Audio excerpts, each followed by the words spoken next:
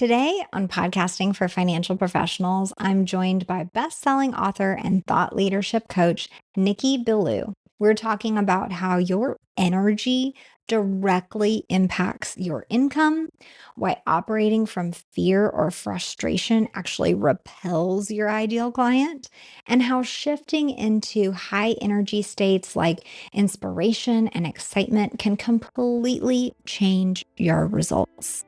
Plus, Nicky shares how some of his clients have added 6 or 7 figures to their business simply by upgrading their energy, focus, and pricing.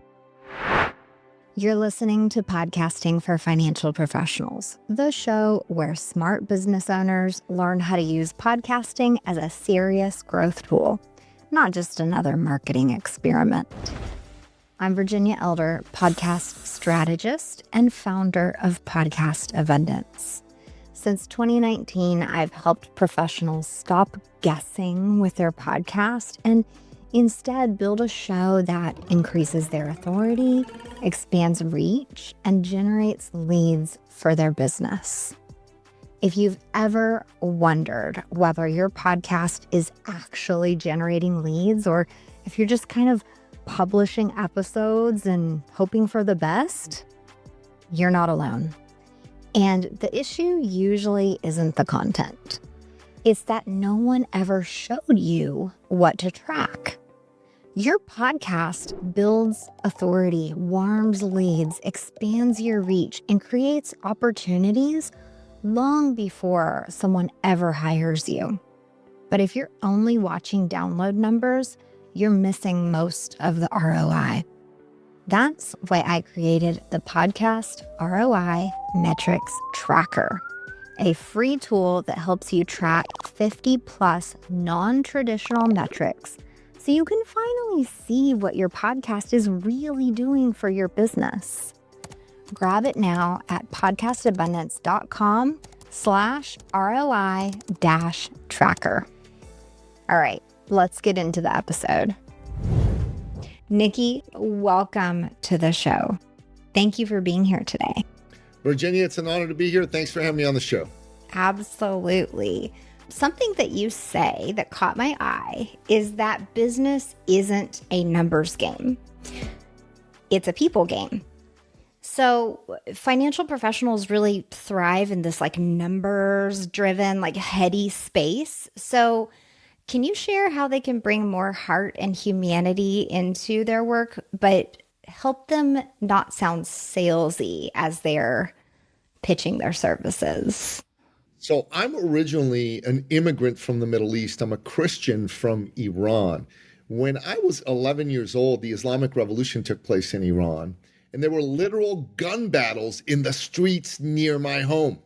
So my mom and dad were freaking out.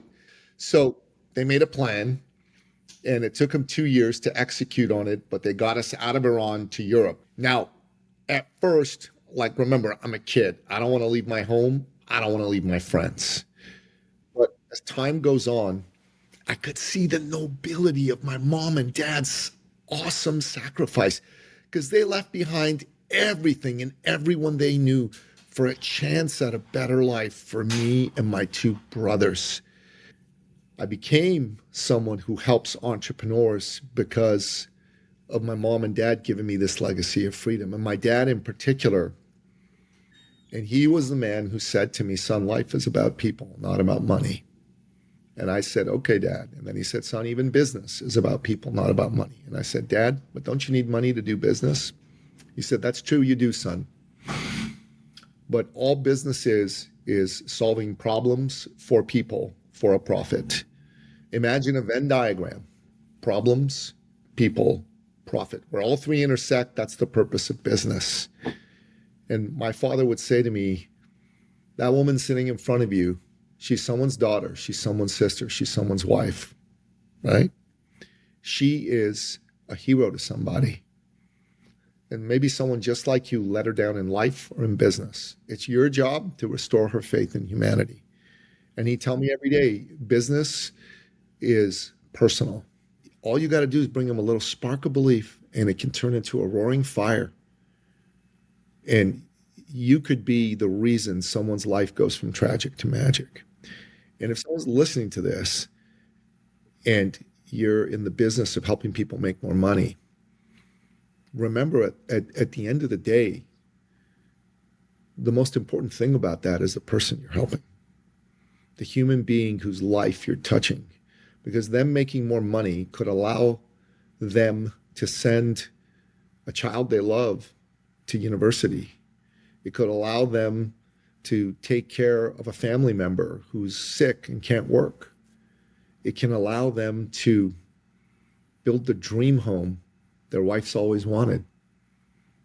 And if you focus on the human being in front of you first, the money will take care of itself.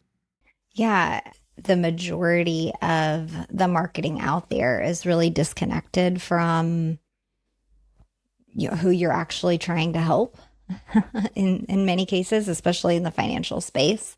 It is very numbers driven. And I think a lot of us fall into that accidentally because that's everything we see all the time. And so when we talk about, creating a podcast for your business or supporting your business with authentic content, it comes up as difficult for a lot of people, especially like financial professionals. They've, just been immersed in numbers through college, through every course and certification and test, and everything that they've done to create their business is all about numbers. So pulling from your backstory and finding like what is the emotional connection there that you can hit with your ideal clients. I think what you did in just your statement here is a great example of how to sell without being salesy, because you weren't pitching anything. You were sharing your story and your legacy and a little bit about your family and kind of what created your passion and personality, who you are today, and why you do this business. So talk to me a little bit about the amazing people that you have shared stages with and how you've helped so many of these successful entrepreneurs build trust with their audience. Is there something special that they do to communicate with their audience? Absolutely. Let me answer that, but I want to you talked about selling without being salesy, and let me address that real quick. Okay. So most people that go into business for themselves, especially people who are solopreneurs, solopreneurish, like a lot of the people that listen to your podcast, right? They initially go into business because they want to help people. Sure, they want to make money, but the truth of the matter is that we do it because we want to help people. And a lot of us kind of want that sales part to go away. We just want to do the work of the helping of the people, right? Like we want to do the coaching. We're really skilled at that. We want to do the managing of the money or the giving of the advice, but we want that pesky sales part to go away. And the reason is, and it's understandable, is because selling's associated with those fuller brush salespeople, and it just doesn't feel good. A lot of people they don't want to reek of commission breath when they walk into a room. So because of that, they don't take the time to get good at selling in a loving, ethical way. And I can understand that. But what we have to do is we got to help them see that when they don't do that, they are losing out. They don't get business they should get because they don't go after people they should go after. And people that need their help don't get their help because some charlatan marketer who has zero ethics is going to just come in and scoop up that business because they're good at saying what they're going to say. And at the end of the day, right, everyone loses, right? The client loses because they don't really get the help, right? If the charlatan marketer delivers, it's a happy accident. It was not the design, I assure you, right? Secondly, you lose because you don't get the business and your business suffers. And even the charlatan suffers because karma is real and what goes around comes around, right? So what do? Well, what you got to do first and foremost is you have to reframe sales to service.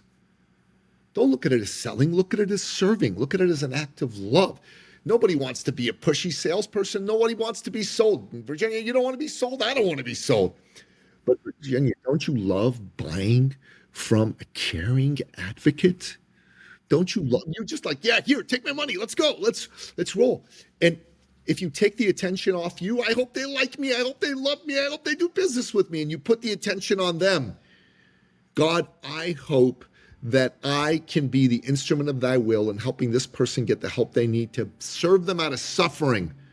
And when that happens, it becomes so much simpler for you to attract good business to yourself. Quick pause here, because you host a podcast for your business, so this matters. Most podcast hosts judge their success by downloads or whether someone hires them directly from their show.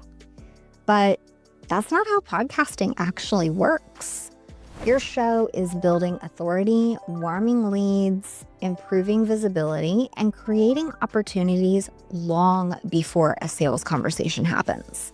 The problem is, most business owners don't track any of that. So they get frustrated and assume the podcast isn't working because they haven't gotten a client directly from an episode.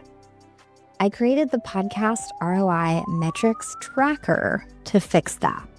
It's a free tool that helps you track 50 plus non-traditional metrics so that you can finally see the real return your podcasting is doing for your business. You can grab it right now at podcastabundance.com/ROI-tracker. All right, back to the episode.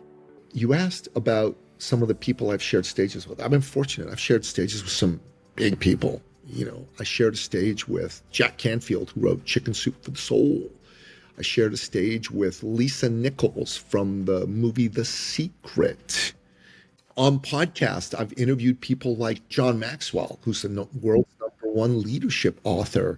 I interviewed George Ross, who was Donald Trump's right-hand man when he was a businessman and was on Celebrity Apprentice, and people like that. And Marie Forleo's Oprah Winfrey's coach, and blah, blah, blah, blah. This is all great. Here's what I learned from them.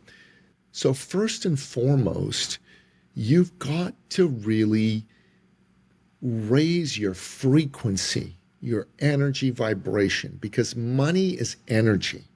Lots of money comes to you when your vibration's really high. When your vibration's really low, small amounts of money come to you. Okay, really small. There's a wonderful book written by Dr. David Hawkins, who's a PhD and an MD. He's passed on now. It's called Power versus Force. Okay, in this book, Dr. Hawkins talks about the various scale of consciousness energies. And this is where it is. And we human beings, we vibrate from energies as low as shame and guilt all the way to joy, peace, and enlightenment. And when you're down below courage, these are destructive emotional vibrations. And most of humanity vibrates well below 200. In North America, most people vibrate kind of 175 down, which is like pride, anger, desire, and not really courage, willingness, acceptance, reason, love. So I want to teach you to learn about vibrations and to do everything in your power to raise your energy vibration, because people will want to do business with you when they notice that your vibration is high, because they're going to feel there's something special there. There's something attractive, and that's the attractor pattern of energy. I want to be clear. This guy was a molecular biologist and an MD, okay? This has been researched and proven. This did not come out of the ether, okay? There's been calibrations on people's energy, and where you energetically spend your time is going to determine whether your energy is high. Look, it just makes sense. If you're angry all the time, you're not going to attract a lot. Is that, you know what I'm saying? While if you're happy and joyous all the time, you're going to attract a lot. It just makes sense. And if you're one of these people who's like always in his or her arrogance and pride, that's going to turn a lot of people off too. This This has been proven through study after study. This is a well-researched, well-documented book. There's no woo-woo here whatsoever. And I gotta tell you, man, I'm not a woo-woo guy. I've studied some woo-woo stuff, but I'm not a woo-woo guy. I'm a devout, and committed Christian. And I'm a scientist. I'm a capitalist. I'm telling you, this stuff's real. Patrick Bet-David, the host of Valuetainment Podcast, one of the biggest business podcasts in the world, references this book and the scale of energy consciousness as being critical to his success, going from a broke kid to a guy who just sold his company for $252 million. Okay. So this is real. If you're someone who is in business and you are a left brain, show me the facts, logic person, go here. Now, if you're a right brain person, there's a lot you can find in here that you'll love as well. But I want to just be super, super clear that this is not woo-woo. Well, I love how you broke that down actually in your explanation, just from someone who's like, okay, what's that mean to raise my energy? Like, they're not understanding that piece. How you said, okay, if you're this person who's blameful and angry, and that is in a negative space, right? If you think about it logically, who wants to be around you when you're angry and blameful and nasty, right? Nobody. We want to get away from you. So if that is the way you're living, you could probably understand why customers aren't just, banging down your door, right? So you actually helped break it down to someone who may not even understand, okay, raise my energy. Like, what's that mean? Because there are definitely people out there that haven't connected with that language yet. So I appreciate that you separated. And I love the book recommendation. Thank you so much. Yeah, it's good. He is a real thought leader. He thinks issues through and he comes up with good ideas to share with people. So I definitely like him. I've been to 2 of his events. I'm going again next year. So let me give you an example of an individual that I've worked with who's a client of mine. His name is Mathieu. He is a coach who works with people with gardens and creating beautiful landscapes for properties. And he'll show you how to create like an awesome garden in your house. Now, Mathieu is a high level, high energy guy. English is his 4th language. Okay. So first language is Dutch, then French, then German, then English. And his clients, he speaks to everyone in English. Okay. So you got to just get this. So Mathieu came to us, and I want to just talk about this, raising your energy vibration. And he's a guy who's naturally positive, but sometimes, his energy dips. And he'd been working with me for a little while, and he had some good success, but he also had some ups and some downs. And he said to me, so Nicky, I want to talk to you, and I know what you're going to say to me, but the last couple of months, business has been hard. I've been grinding. I haven't made that much money, like, 7,000, 10,000 a month. What do I need to do to raise my income? I said, you're right. You do know what I'm going to say to you. And he goes, oh my God, with the energy, with the vibration and all that. That's like, and I said, Mathieu, when your energy vibration is super high, you are a magnetic, attractive individual, and people are going to want to do business with you. When your energy is like kind of in the middle, they're not. So I said, here is the game plan. I want you to listen to, I podcast myself. Actually, I have 2. Listen to my podcast daily for an hour. Listen to this particular recording of a certain kind of training around how to have a sales conversation daily for an hour. And I want you to read some books. I give people a lot of books to read. Like, I'm a reader. I read over 100 books a year. And I said to him, you're going to do this for the next 30 days. No excuses. Every day, I want your energy vibration. So he did. Within 4 days, he made a big sale. And then within 28 days, he sold, I believe it was 46,500 euro, which euros are worth more than dollars. So close to, I think, 50 grand, which was his best single month ever. And it was one coaching call, 20 minutes. And I told him, focus on your vibration. I didn't give him any new sales techniques. I didn't give him anything new, exciting about how to build his brand online. I didn't talk about building thought leader authority. I talk about all that stuff. That's in my wheelhouse. I'm amazing at it. We did not go there. All I had him do was raise his vibration. That's all I had him do. And it was enough that the people that were around him and near him were like, okay, I'm buying, I'm buying, I'm buying, I'm buying, I'm buying. If you're listening to this and you're like, okay, how do I do that, Nicky? I'm like, all right, I'm going to tell you. First of all, go by Power versus Force and read it and take notes, underline it. That's number one. Number two, listen to Virginia's podcast every day for an hour for the next 30 days, no matter what. No excuses, no backtracking. All right. Read positive things. The inputs into your brain need to be positive and uplifting. Okay, 30 days. And that alone will raise your vibration and should help you sell more. Okay. Now, if you need more than that, if you need to get better at selling and all of that, then you can book a call with me and I'll have a conversation with you about all that to get you going at that. But this, anybody can do right now. Anybody can order this book. It's like 25 bucks. Ain't gonna break the bank, right? To order the book. And you can listen to Virginia's podcast for free. If you can't invest $25 and 2 hours a day in yourself for the next 30 days, you don't deserve to be successful. I'm sorry. Plain language. I completely agree with you. Even just using myself as an example, just personal experience.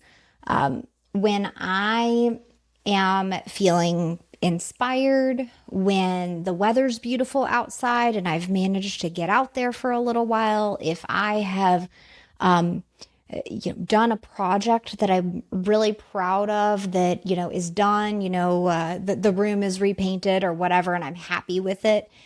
Any of these things that create happiness, inspiration, excitement, these positive energies, right?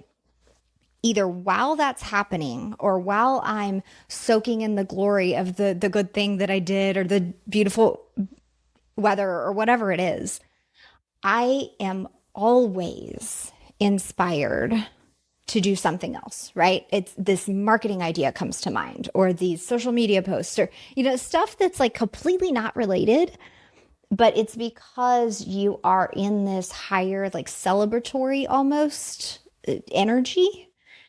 Other things happen. And one thing I've learned about myself is that I have to catch those thoughts and write them down because they are gold, gold, gold ideas. Because maybe I can't execute them fully right now. They're awesome ideas, but maybe it would take me 2-3 days to fully execute that plan or, this program or whatever it is. So write it down while you're in that high energy, whether it takes a bullet point or 14 pages. I have to catch it, right? Before it flies away. Because inevitably, yes, I will have some lower energy days where I'm kind of like fighting to find that high energy again. Maybe I'm needing some inspirational content, or maybe I need to get out in the sunshine some more, or maybe I need to take some time off. Sometimes that really flips the energy. But I have definitely noticed what you're sharing when I, am loving a book that I'm reading, when I'm feeling inspired by content.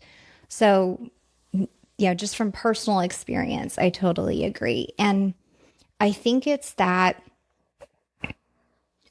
action that we're able to take when we're in that high energy and you capture that idea. Maybe you wrote down, on a page in your journal and you're able to start on it. Though that's when you're able to put that energy out into the world and attract the clients, right? So sometimes it can feel like, okay, well, yeah, I'm like in my living room dancing and I'm so happy and I'm in that high energy. But how do I put that into the business in a way that people can see?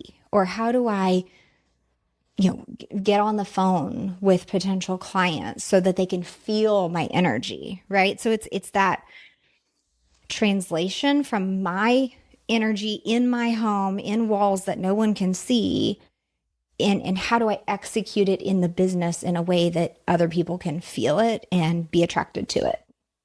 A week ago yesterday, one of my clients sent me a note going, I'm frustrated, I'm overwhelmed, and I'm not making sales, right? Like that's like Typical. frustrated, overwhelmed, not making sales. This isn't working for me, blah, blah, These blah. all go together. So I called him right away and I said, all right, let's talk. And I let him talk for a bit because he needed to get it off his chest. I said to him, man, straight up, do you believe that you're an expert at what you're doing? Yes or no? And don't BS me. I want to know the truth. Do you at this moment? And he said, well, I believe I'm an expert in what I'm doing, but I don't think I can charge more than X. And that was part of what was frustrating him, right? And X was a really tiny number. And I'm like, oh, so you don't believe in the value of what you're offering. He was about to argue with me.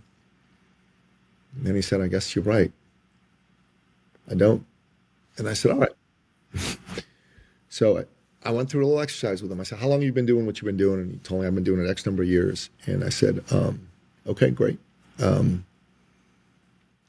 many people have you helped make how much money? So we went through all that. I go, okay, is that valuable?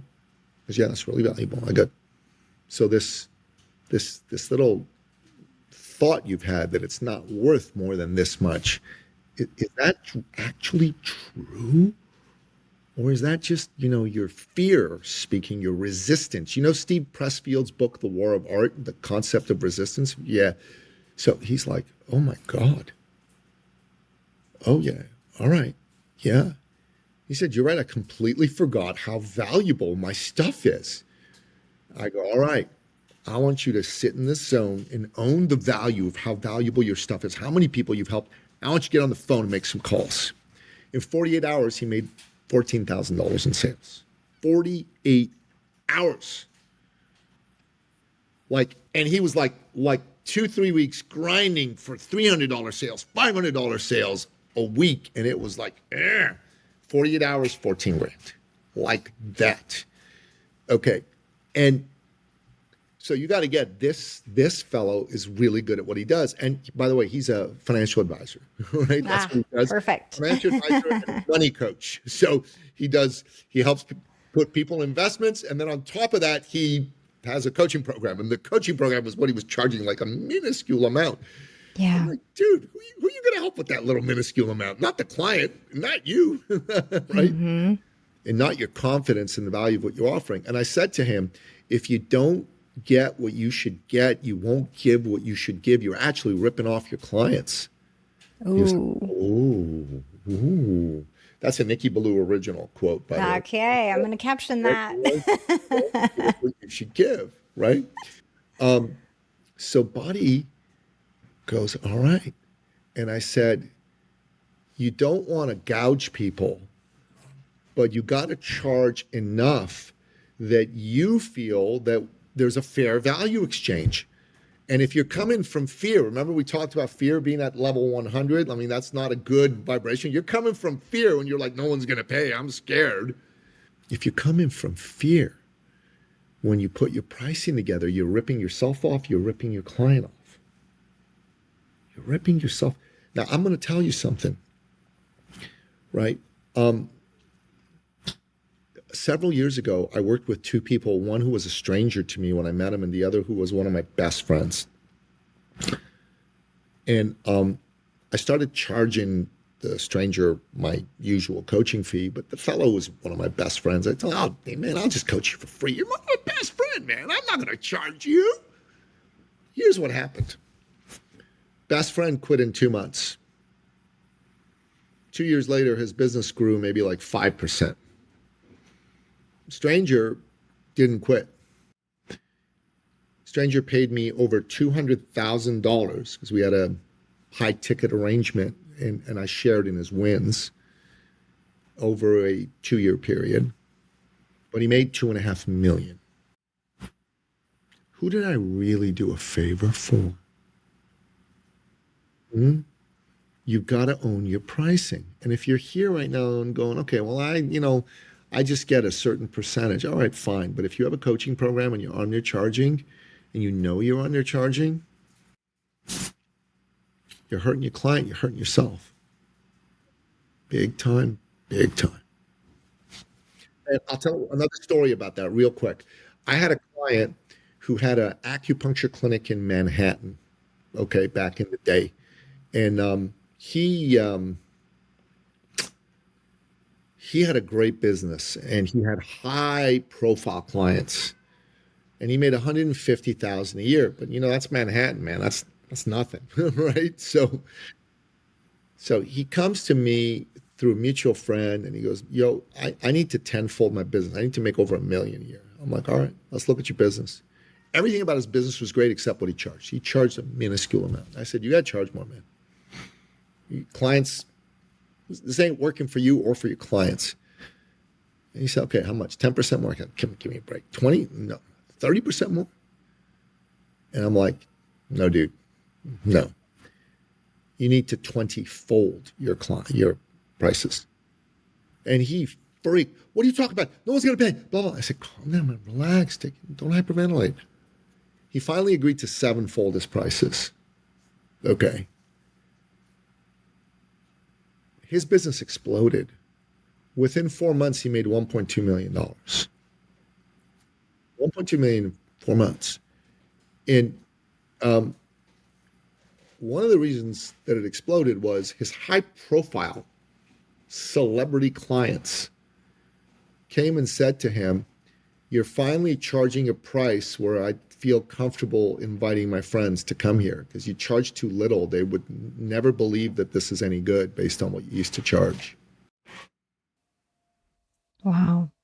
So let me ask you, there is a lot of talk, especially from business coaches, about double your pricing, raise your pricing, go high ticket, do this, do that, right? And it's all really focused on increasing your rate. At the same time, many entrepreneurs are really concerned about offering the same thing for this doubled rate, 7x rate, whatever it is that they're being advised. So there's this desire to further stack the offer, to add more stuff. And what happens then is when the offer is so stacked, it also gets blurry. There's too much involved. It's no longer a clear, simple, straightforward offer. You get this, it's this much money. It's you get these 10 things and maybe I don't need half of them, so why would I buy this?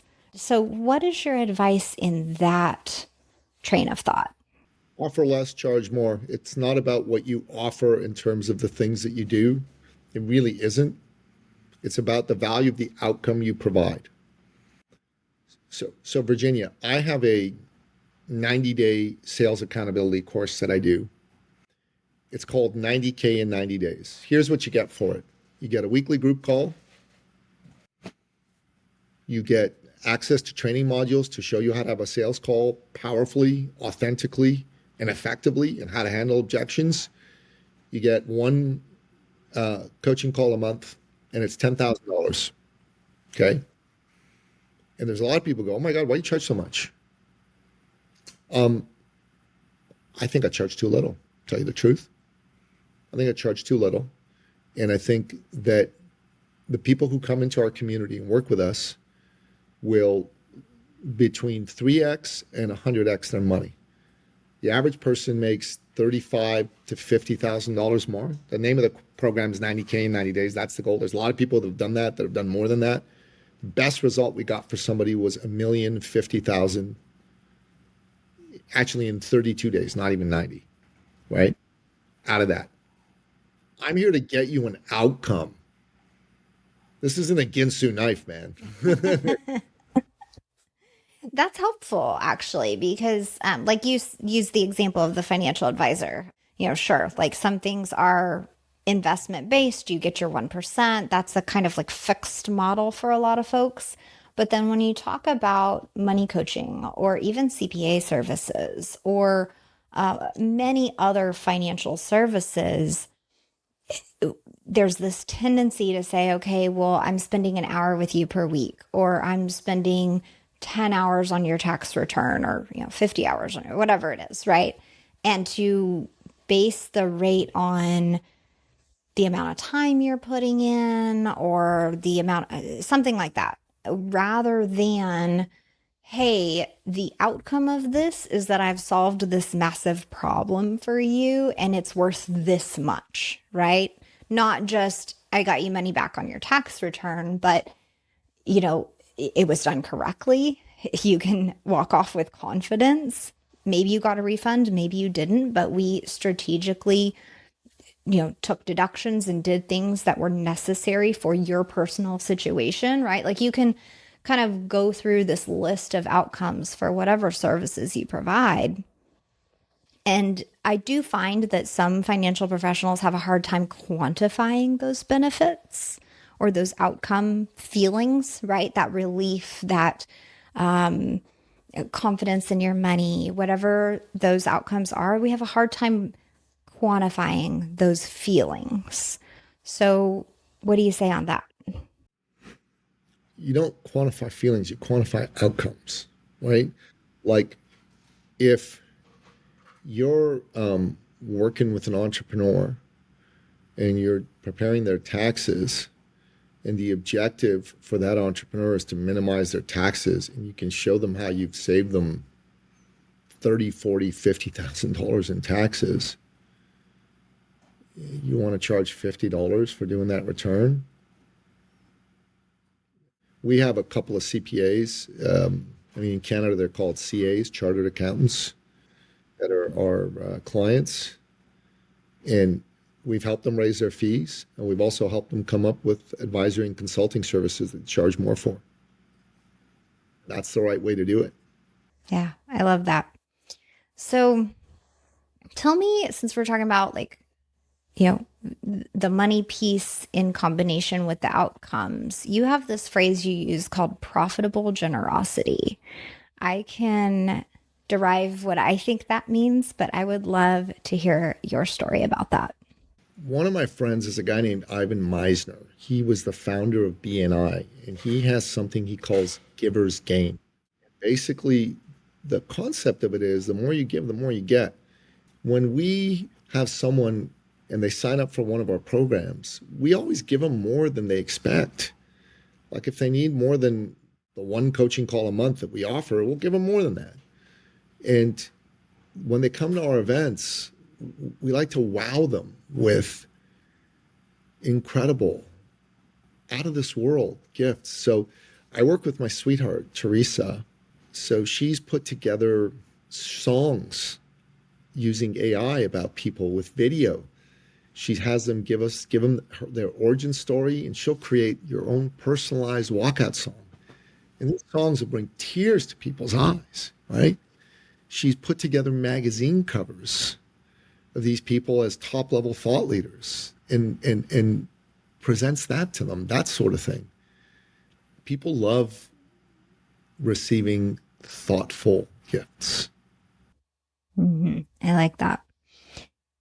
I am curious, the folks that join your thought leadership programs, heart leadership programs, is there a common thread that runs through these successful ones versus folks that quit early or don't do the homework or something like that?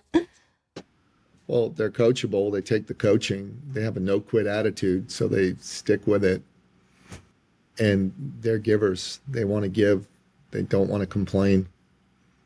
That really is the main commonality. And interestingly enough, the overwhelming majority of our people are like that. But in any program that you have, you've got people that quit early, unfortunately. And I'm sad when that happens, because I think they're just like, the fellow in that book, Acres of Diamonds, who's like inches away from finding the diamond field and gives up.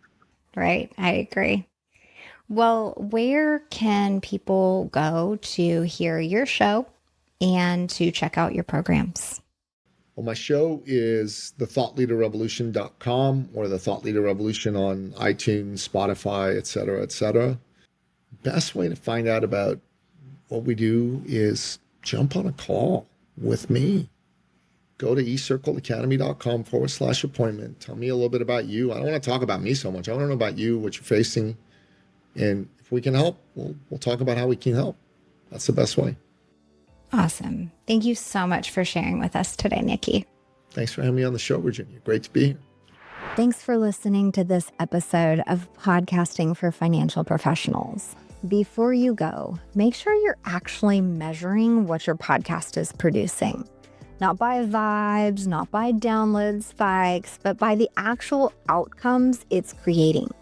Authority, visibility, and leads for your business.